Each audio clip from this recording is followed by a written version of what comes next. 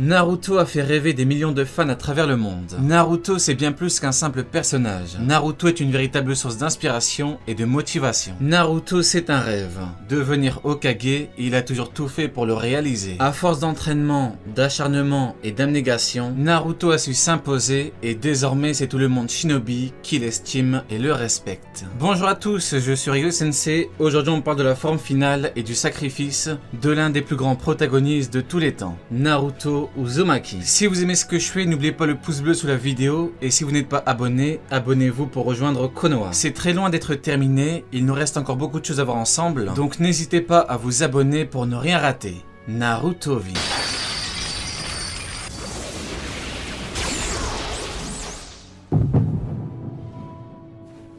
Il y a quelques temps, j'ai sorti une vidéo sur Naruto où je parlais justement de son futur décès durant l'œuvre Boruto. Je ne vais pas répéter tous mes arguments, mais ce qu'il se passe actuellement dans Boruto confirme ce qu'on avait vu ensemble. Juste avant de parler de puissance, de nouvelles formes et de sacrifices, pour celles et ceux qui se demandent pourquoi est-ce que j'ai mis du temps avant d'en parler, c'est tout simplement parce que je ne voulais pas me précipiter et que je voulais analyser concrètement le sujet pour pouvoir en parler le mieux que possible. Ça ne vous aura pas échappé parce que ça a eu l'effet d'un bijou d'amas au sein même des fans de Naruto. Naruto a sorti une nouvelle forme et il devrait perdre la vie à l'issue de l'utilisation de cette forme. La forme que Naruto utilise est une forme dite sacrificielle, c'est-à-dire que tout comme pour l'ouverture de la 8e porte, elle fait perdre la vie à l'utilisateur. En parlant de 8e porte justement, ce qu'il faut savoir c'est qu'elle permet d'avoir un gigantesque power-up. Avec ces power-up, Gaimaito est parvenu à parfaitement combattre Madara Jinchuriki de Jubi alors que son niveau était tout bonnement phénoménal. Madara a même dit que s'il n'avait pas eu la régénération quasi instantanée, il aurait purement et simplement perdu le combat. Ce power-up est un power-up qui était obtenu avec une technique sacrificielle, alors qu'il ne s'agit que du corps de Gaimaito. Ici on parle du sacrifice de Naruto, qui est le ninja le plus puissant au monde, et qui est le Jinchuriki parfait du plus puissant des 9 démons à queue. Kurama. Imaginez un peu la puissance que Naruto va obtenir avec cette nouvelle transformation.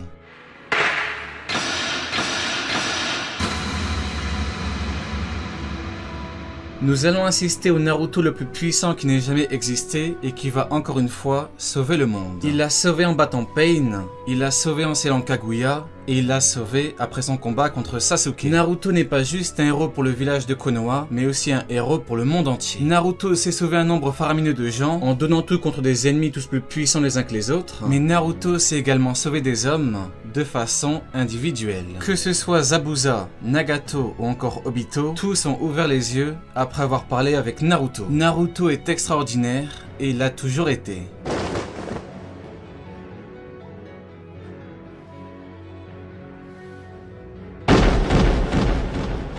Naruto est prêt à se sacrifier pour sauver les siens, ainsi que le monde. Ce qu'il faut savoir, c'est que le sens du sacrifice est quelque chose d'important pour les Hokage du village de Konoha. En effet, lorsque l'on devient Hokage, on doit être prêt à se sacrifier pour le village et les habitants du village. Hashirama s'est sacrifié pour Konoha durant le premier grand conflit Shinobi. Tobirama s'est sacrifié pour Konoha durant le premier grand conflit Shinobi. Hiruzen s'est sacrifié pour Konoha contre Orochimaru alors qu'il avait réinvoqué les deux premiers Hokage. Minato s'est sacrifié pour Konoha après le scellement de Kyuubi. Tsunade s'est sacrifié pour sauver Konoha ainsi que les villageois après l'attaque de Pain, et Kakashi s'est sacrifié contre Kaguya avant qu'Obito ne le sauve. Absolument tous les Hokage de Konoha se sont sacrifiés un jour ou l'autre, même si pour Kakashi c'était avant qu'il soit Hokage, mais c'est parce que lui a été Hokage en temps de paix. Naruto semble prêt à faire la même chose parce qu'il vient de se transformer alors que Kurama l'a prévenu sur l'aspect sacrificiel de la technique.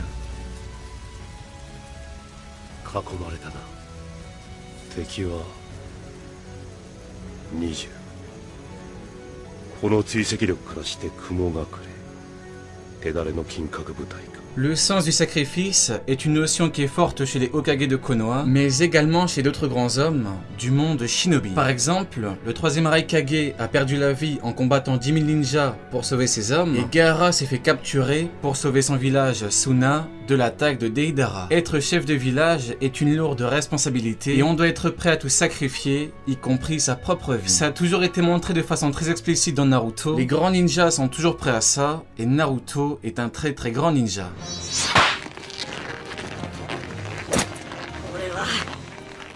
俺は火影になるまで Dans la première grande partie, Naruto a clairement dit à Kabuto qu'il ne mourrait pas tant qu'il n'aurait pas réalisé son rêve. Son rêve était d'être Hokage et comme dit en début de vidéo, il a réalisé son rêve. Par conséquent, est-ce que le temps du sacrifice du 7e Hokage de Konoha, pour lequel il a toujours risqué sa vie, ne serait-il pas venu? A priori, Naruto répond à cette question en sortant une nouvelle forme sacrificielle.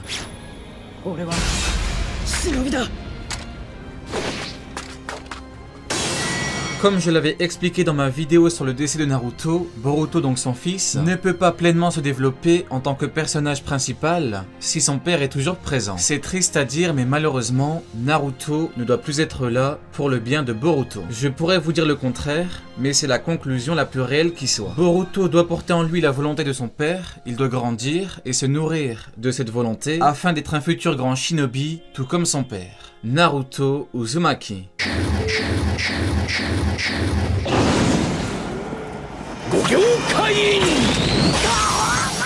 Quand Hiruzen a perdu la vie, Naruto a été entraîné par Jiraiya, le Sannin légendaire du village de Konoha. Avec ça, Naruto a su maîtriser son fameux Rasengan, qui sera sa technique la plus emblématique. Naruto a su créer plusieurs dérivés du Rasengan, et il a su devenir de plus en plus puissant. Si Naruto décède, ce sera sûrement Sasuke qui entraînera Boruto, et qui fera de lui le grand shinobi qu'il deviendra, en l'honneur de son père. Boruto a un gigantesque potentiel, et Sasuke qui est un shinobi avec une gigantesque puissance, saura comment exploiter pleinement ce potentiel. Le combo peut être incroyable. La volonté de Naruto, plus l'entraînement de Sasuke, le grand ami de Naruto, et Shinobi le plus puissant sur Terre, post-décès de Naruto. Boruto n'a jamais caché l'admiration qu'il a pour Sasuke, et Sasuke a bénéficié de l'entraînement d'Orochimaru quand il était plus jeune. Sasuke sait donc comment enseigner les différents arts ninja, il saura parfaitement comment rendre Boruto immensément puissant. La relève de Konoha, c'est le fils de Naruto, Boruto. Boruto l'a clairement dit au début. Ceci est mon histoire, mais au début, durant un court moment,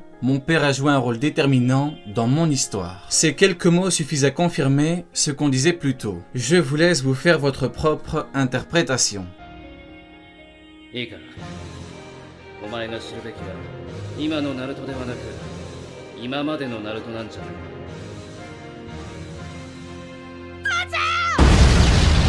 Maintenant, on peut se demander si Naruto a des chances de rester en vie après tout ça. Pour moi, la réponse est oui. En exemple, on peut reprendre Guy, parce qu'après la 8e porte qui était censée annoncer son décès, il a été sauvé de justesse par Naruto justement. Ici, c'est pareil parce que quelqu'un peut sauver Naruto d'une fin tragique. Kurama peut se sacrifier seul, Sasuke peut se sacrifier, Sasuke peut utiliser un certain jutsu, ces options sont probables. Autre option qu'un sauvetage, Naruto peut se faire sceller afin qu'il ne perde pas la vie. Le scellement, c'est le fait d'enfermer Naruto dans quelque chose ou quelqu'un afin qu'il évite de perdre la vie. Le temps peut ne plus l'affecter, il peut au contraire l'affecter. Le scellement peut être limité au niveau du temps, il peut ne pas l'être, etc., etc. Le plus important, c'est que Naruto n'est pas obligé de perdre la vie et qu'il peut même tomber dans le coma.